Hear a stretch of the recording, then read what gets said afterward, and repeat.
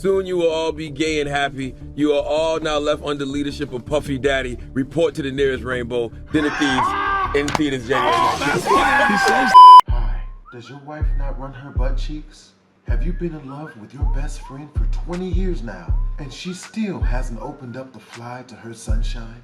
Are you so hard up for lady cuddling that you would put pink lingerie on a baby goat if it would just be quiet and still enough for you to get the lacing and strapping on it?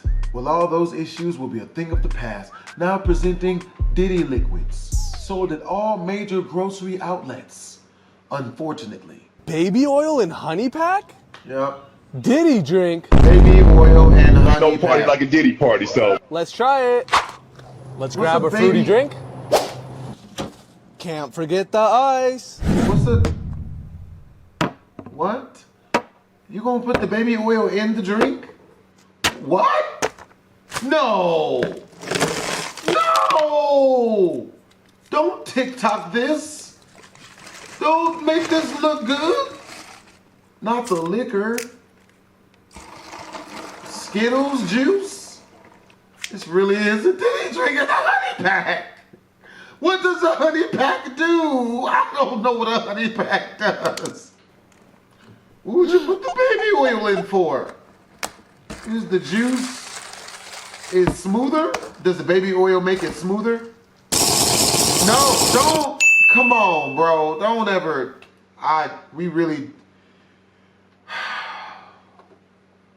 The internet is still undefeated. Following the multitude of allegations that have come out against Diddy recently, it's left everyone looking at the celebrities he hangs around a little differently. But over the past couple of decades, multiple celebrities have actually spoken out against Diddy for a variety of reasons, some of which seem to pertain to the recent allegations. So today we're going to be looking into every celebrity who tried to warn us about Diddy, starting off with 50 Cent. Real quick, I did want to say thank you guys. I had an on and off beef with Diddy since 2006, and following everything that's happened recently, 50 even said he's making a docuseries on Netflix about Diddy's crimes called Diddy Do It. But in what a lot of people just assume was 50 trolling, 50 has actually said a lot about Diddy over the past couple of decades. Like I said, it started in 2006 when 50 dissed Diddy on the track The Bomb. He said, "Who shot Biggie Smalls? We don't get him. They gonna kill us all. Man, Puffy know who hit that guy." There have always been theories that have suggested that Diddy was involved in the deaths of Biggie and or Pac. Biggie in particular was signed to his Bad Boy Records label, so I'm sure Diddy wasn't a fan of this track. But a year later, 50 and Diddy performed together, so it seemed like they might have been cool again. However, over the years, they go back and forth in songs and online. For example, in 2014, they were talking to each other because they both had alcohol brands. One time, Diddy called 50 a hating ass crap, since 50 also had beef with Rick Ross, and Diddy had just begun managing Rick Ross. Which, by the way, it had me thinking about that one line from Rick Ross's song You Don't Even Know, where he said, "Put Molly all in her champagne, she ain't even know it. I took her home and enjoyed that, she ain't even know it." So if Ross was around Diddy and was saying stuff like this in songs, things that Diddy has been accused of recently, who knows what they're up to. By the way, I'm not trying to accuse Rick Ross of anything, but it's just a little bit of a weird coincidence. Anyways, the main thing that 50 has done over the years is alluded to Diddy being gay or suggesting that he was into some stuff like that. Now, Fifth, when you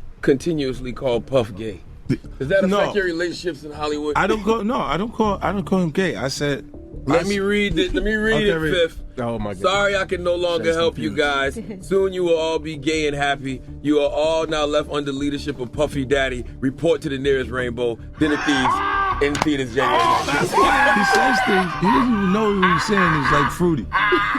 You know what I'm saying? Like, he says something fabulous and he goes, but me and you, we ain't party. Like, we need to party. What is he talking about? When people say that to me, I get a little uncomfortable. I get uncomfortable. Like he said something to me one time, a long time ago. At Chris Lighty's wedding, he told me he'd take me shopping. I looked at him like, what'd you just say?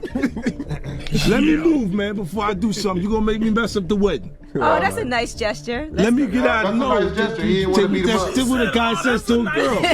And this wasn't the only time that 50 said something like this about Diddy, because he also did it on Drink Champs. So when we gonna get the chance to kick it, like we could just hang out. We gotta kick it. This is Puff. Okay. You're telling me we gotta kick it and he was like, yo, why don't we like go shopping or some shit? I mean, like, I pay for it. And I was like, what the fuck this nigga just say? This is it goes on. But this is a little fruit, Puff is a fruit pie. trust me. You see these little weird ass pictures and shit like that out there. You should sit out there for no reason. Yo, you don't see accident pictures with me like kissing and shit. Like that doesn't happen by accident. You know what I'm saying? Like, I'm telling you. I'm telling you. Look, later you gonna find out a little shit that I'll be saying.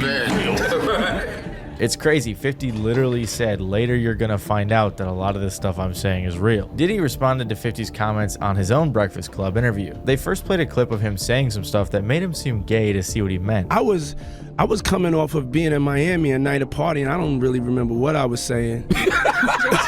You know what I'm saying? Would you like a reminder? Yeah, sure. Play some. Hey, yo, I love it all. I love it all, man. Mink coat. I like when you like this, Daddy. Where you put my bag? Daddy, I like when you scrambling and scraping. No.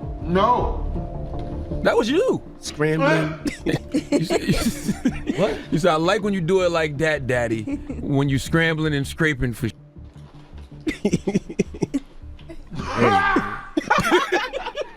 I don't know what I was talking about. Nah. I mean, I was You don't go back and look at that stuff and laugh?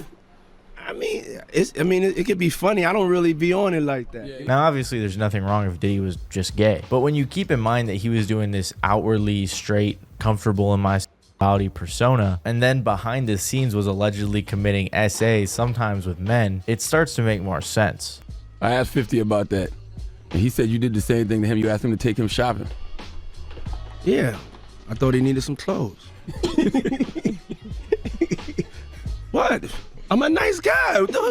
Yo, why are you and Fifth just... Hey, yo. Why y'all not... Hey, yo, I don't have no beef with I don't know why. With Fifth. He loves me. Then they asked him about some of 50's comments. I don't even think of no other man. Besides, if I'm thinking about another man, I'm thinking about uplifting.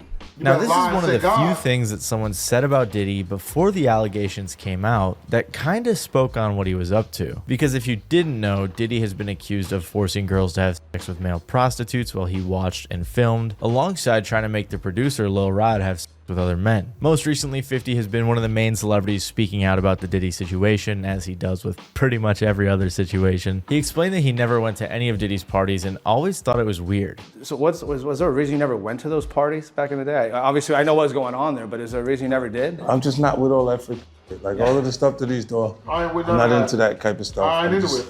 A little more, maybe you could say basic or normal. 50 also explained in the interview why he is the only person speaking out, suggesting that others who haven't spoken out are doing so because they were involved. So you have something huge coming up, which is a documentary about P. Diddy, Puff Daddy, P. Diddy. Yeah. Did he do it, right? Yeah. I know you've been heavy on social media talking about it. He did it. And I'm the only one who's been vocal about this long before it actually.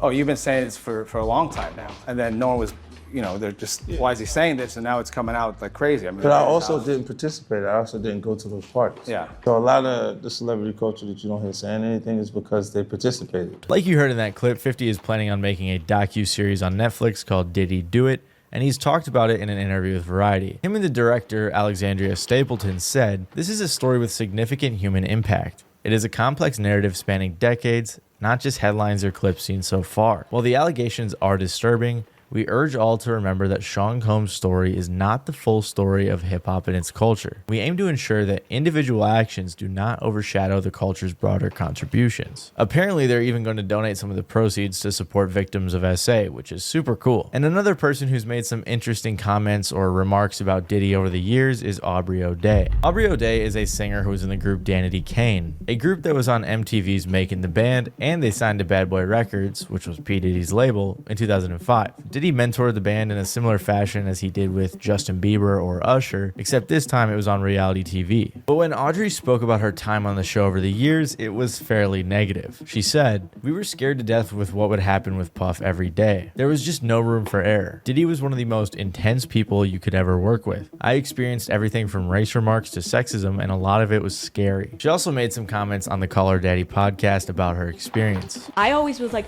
oh, Diddy is like so obsessed with Aubrey. I just want you to look good. If you're not happy, you hate me, then why you have me here? I don't have to have you here. That's one thing that we can make clear. What happened to Danity Kane? Why did the band break up? I wasn't willing to do what was expected of me, not talent-wise, but in other areas. She was an awful artist, so she got fired.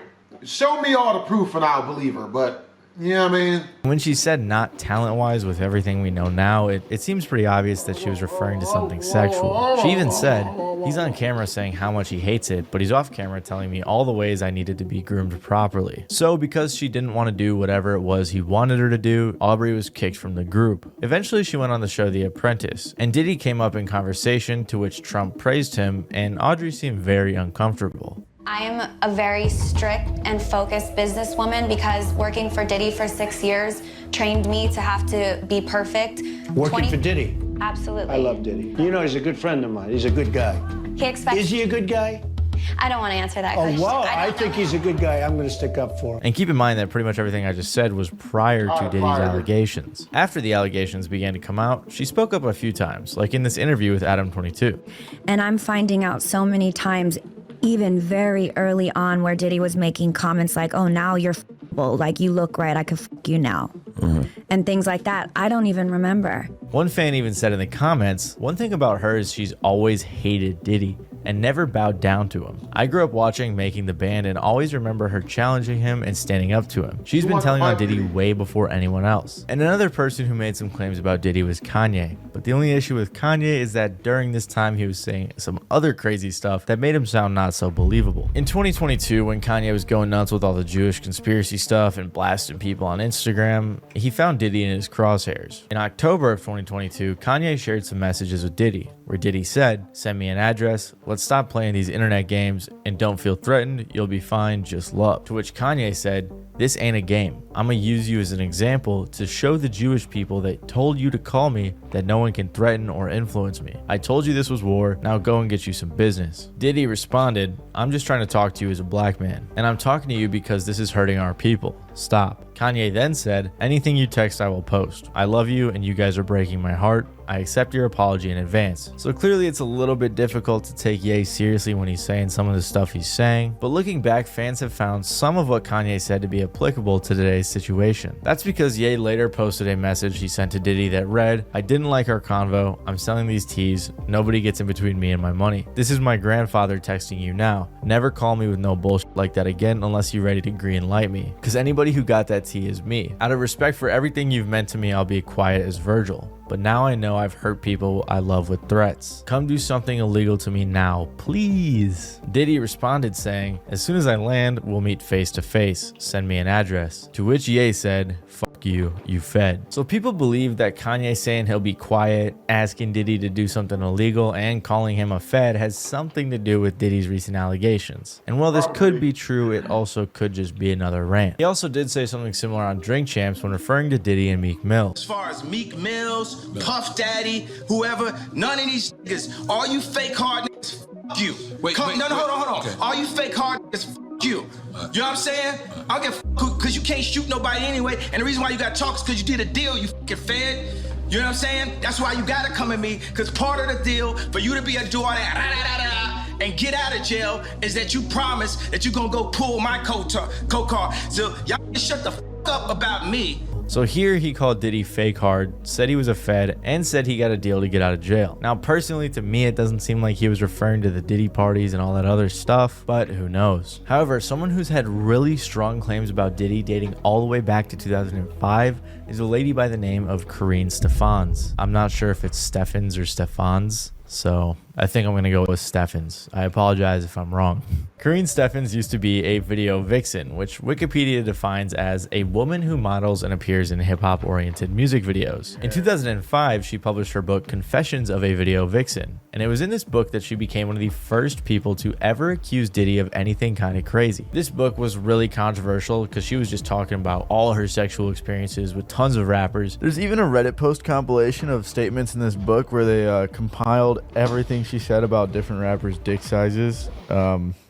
So that's pretty funny. And what's interesting is that a rep from Diddy's team actually tried to get her to stop producing the book right after it came out. Now, I didn't want to go buy the book and read the entire thing, but I watched some people on TikTok read a few chapters, so I'm basically an expert. And based on what was said in the book, Diddy was pretty weary of her. According to her book, Karine had hooked up with Diddy before, and then was hanging out with him in the rapper Exhibit. Apparently, she said Diddy took her and Exhibit to a gay club, and said that Exhibit should be careful with her because she was the type of woman who would have you on tape with fingers in your booty. So it sounded like Diddy thought she was the type to rat on his behaviors. She eventually then attended a Diddy party months later with Exhibit. She said Diddy was shocked to see her there, and it seemed like he was worried Kareen was going to expose him for what was going on at his parties. That's not what she said verbatim, but that's kind of what I extrapolated from the book. Now there's a bunch more in this book as well, and she even went on to mention 2 label execs she caught having sex. She then went on the Wendy Williams show to discuss the book, where Wendy asked about the label execs. You walked in on record executives having gay sex, or one executive having gay sex with a man. You don't mention that person's name. Can we talk about what record label? No, that'll give it away. That'll give it away. But what letter does it start with? Not even. That'll give it away. Let's continue with the problems. There was a party in Miami, and you showed up with Exhibit, and it was Puffy was at the party, or it was his party. His party. And when he saw you come in, it was like he saw a ghost, and he immediately asked you why you were there. He thought that you were there to blow up his spot. He then pulled Exhibit aside and asked Exhibit to get you out of the party. I mean, I feel like it would be the letter B because there's not too many labels that start with a B, and, you know, Bad Boy Records is Diddy's label. You know what I'm saying? Anyway, following everything that came out about Diddy, Kareen has filled in the blanks in regards to her time around him. She said in an interview that his parties were like the Great Gatsby. Men in tuxedos, topless women in angel wings, champagne and synchronized swimmers on the outside, with group sex in the bathrooms and pills being passed around on the inside. I also think it's important to note that Kareen did say she wasn't one of his victims, but she did see some things. There probably is a ton more info to... AKA, she just gave him a couple of fingers, unfortunately. I don't understand it, but I suppose, you know, that's his thing. Speculate on inside of this book, but like I said, I didn't read it. So if you're interested in the tales of a video vixen from the early 2000s, feel free to check it out. And another person who I mentioned earlier who has talked about Diddy a lot throughout their career is Wendy Williams. After Cassie and Diddy had a split in 2015, which I covered in my previous video, Wendy Williams went on her show and talked about it, saying some interesting things about the situation. She was covering Diddy cheating on Cassie going to South Africa to avoid Diddy and to shoot a movie, but Wendy actually spoke on Diddy being able to pop up on Cassie whenever he wants to, which in retrospect is kind of scary to think about. And I can't show the clip because of copyright, but basically what Wendy was saying is that after Cassie went to South Africa, that it was sketchy for her because Diddy was so rich he could literally just buy a plane, fly over to South Africa, pay off the person at the front desk, and pop up on her whenever he wanted. She then talked about Diddy being spotted with his ex coming out of a sex store, and the way that Diddy was with women in general. And one more thing, they said to me, well, Wendy, do you ever think Puffy will settle down? And I said, yeah, like most men who think they're playboys when they're young, somewhere around 68 to 78 years old. When he needs help with his applesauce, yeah, he'll pick one and settle down, and that'll be that. But right now, no, I don't think he will. And I think that he's like leading this playboy lifestyle where he's got these women in his life, like Cassie will be back. And she was right, as Cassie did eventually go back, but after what we've learned, she may not have had much of a choice. I mean, the video of Diddy assaulting Cassie happened only a year after this interview. Then, a couple of years later, she interviewed Diddy on her show, and this clip has had people feeling strange, especially after the recent news. She only went back to get her money to build her case. As the mother of a now 16-year-old. Who I met backstage, he did? He's a great young man. Oh, thank you. Yeah. You represent a lot. People said things like, that was a threat. He's saying play nice. And the way that she hesitated, you know that she knew about him. In a 2019 episode, Wendy detailed an incident where a girl group that was signed to Diddy jumped. She was wondering if he tried to hit on her son, like Justin Bieber, you know what I mean? And hinted that Diddy may have a hand in it. And she's had a whole list of other things involving Diddy, like when he allegedly got her fired from her, I think it was Hot 97 back in the day. But these are the main incidents that Wendy has said things about Diddy, and people have theorized that she's known about him for years, which is why she's brought him up as much as she has. And lately, like I said, tons of other celebrity comments and clips have also been resurfacing in light of the Diddy allegations. One of those people was Khloe Kardashian, who talked about a crazy party experience she had at Diddy's in an old episode of Keeping Up with the Kardashians. So who was with you this weekend? A bunch of my friends. Diddy, Quincy, Justin Bieber, so far French so good. Montana. Do you even know half the people you're naming? No. She didn't go to bed. I haven't been to bed yet. You haven't? I want to be Clay when I grow up, Court. I got on a plane at 5:30 a.m. Go to this party. I think half the people there were butt naked. You would have loved it. Ashton Kutcher, who partied with Diddy a bunch, was asked about it in his Hot Ones interview years ago, to which he seemed somewhat awkward and decided not to answer. Diddy party stories, they're our favorite genre of anecdote, if you have one, yeah. Wow, okay, I've got a lot I can't tell. So, I can't tell that one either. I mean, I'm like actually cycling through them. For pretty obvious reasons, people have been looking at this clip sideways. And of course, there was the infamous Cat Williams interview on Club Shay Shay where he was airing everything out. This was actually from before the feds even raided Diddy and were publicly known to be investigating him, although a few lawsuits had already come out. All of these big dick deviants is all catching hell in 2024. It's up for all of them. It don't matter if you Diddy or whoever you is. TG Jakes, any of them. All lies will be exposed. That's all. Now, I've had to turn down $50 million 4 times. 4 times. Just to protect my integrity and that virgin hole I was telling you about. Right. Because P. Diddy be wanting to party. And you gotta tell him no. You got to tell him no. I did. I did. See, I got the receipts for everything I'm telling you. That's why I can say them so freely. Even Dave Chappelle did a skit back in the day talking about Diddy's show making the band, kind of joking about how weird Diddy was. There have also been a ton of other weird clips and comments that people have been looking at, like a young Justin Bieber looking very uncomfortable around Diddy, to Usher saying he saw some crazy things when he was living with Diddy at 13 years old. There's been countless accusations over the years, so I just covered the main ones that people are talking about, or the ones that had the most substance to them. With that being said, hope you guys enjoyed the video. Twisms.